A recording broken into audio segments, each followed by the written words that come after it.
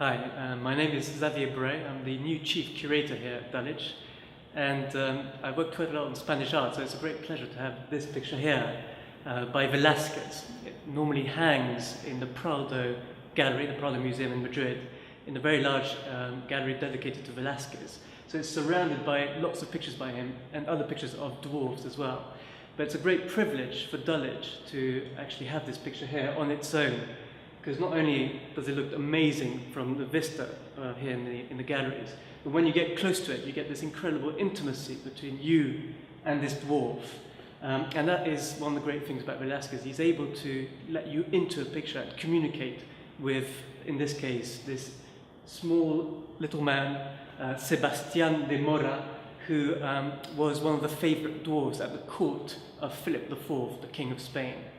Now, each dwarf at the court of Philip IV were actually allocated to specific members of the family. So he actually, a bit like a slave almost, he belonged first to the king's younger brother, Ferdinand.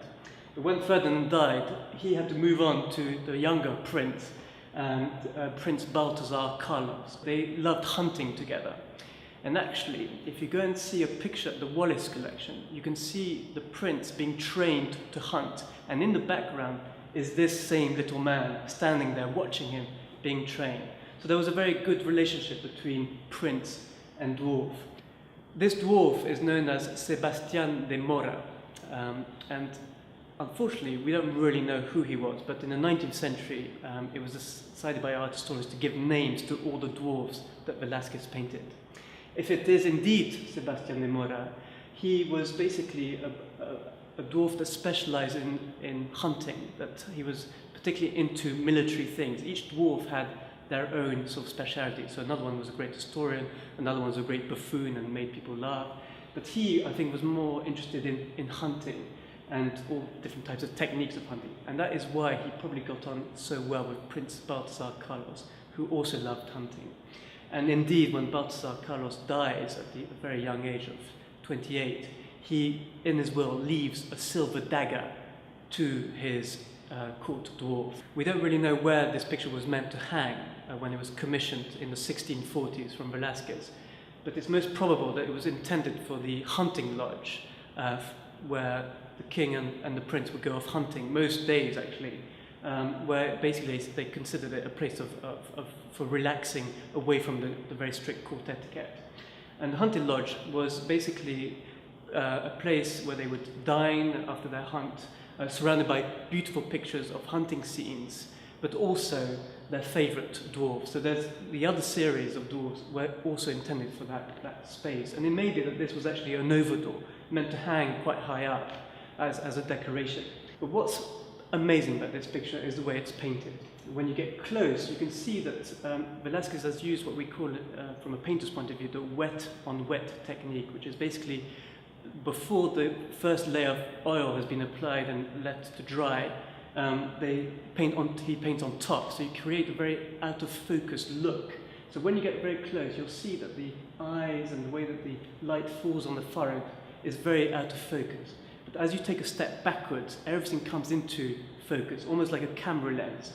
And this is what Velázquez was amazing at doing. He was able to get you to dematerialize what you see, but then reconstruct it visually. And that whole intellectual process basically makes you feel as if you're in front of the real person.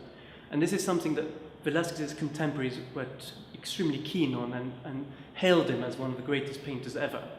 And in the 19th century, this is the kind of picture that the young Manet, when he traveled to the Prado in 1863, would have been mesmerized by this technique. And indeed, he called them the painters of painters.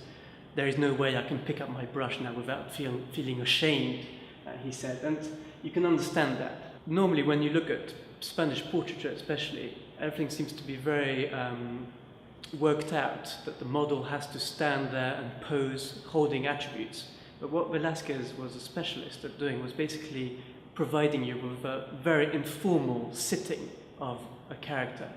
And this is what you get in this picture. You get somebody who's been sat down on the ground, literally on the ground, his feet are up. That's why you get to see the sole of his feet, something that a normal portraitist would find quite shocking, to see the bare end of the leather shoes.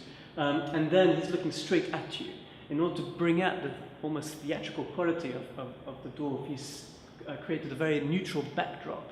So he's darkened it here, he's lit it up here, so that it brings him right out into our space.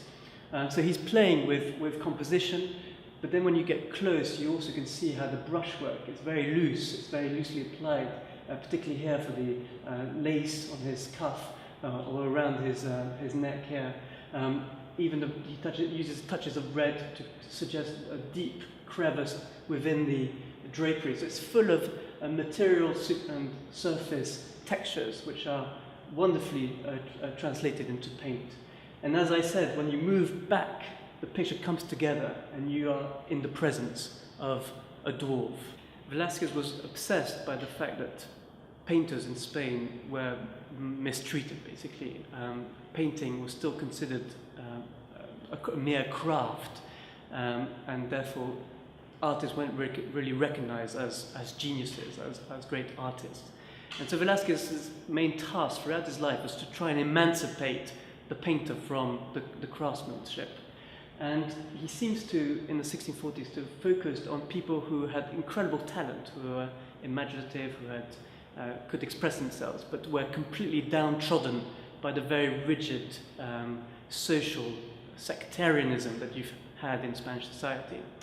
And I reckon that he painted these images of the dwarves as a way of not only celebrating their talents and that sort of wealth of imagination, or in this case, speciality in the hunting techniques, but he wants to try and elevate them, but at the same time treat them as normal people. So rather than making fun of them, what we get here is a very intimate, informal portrait of a member of the court, but treated on a very equal status. He's not looking down upon him, he's not trying to totally elevate him, but he's trying to make you get to know him. There's a sense of humanity in this composition, and this is what is fantastic. There's a sort of very little barrier between you, the viewer, and the person depicted.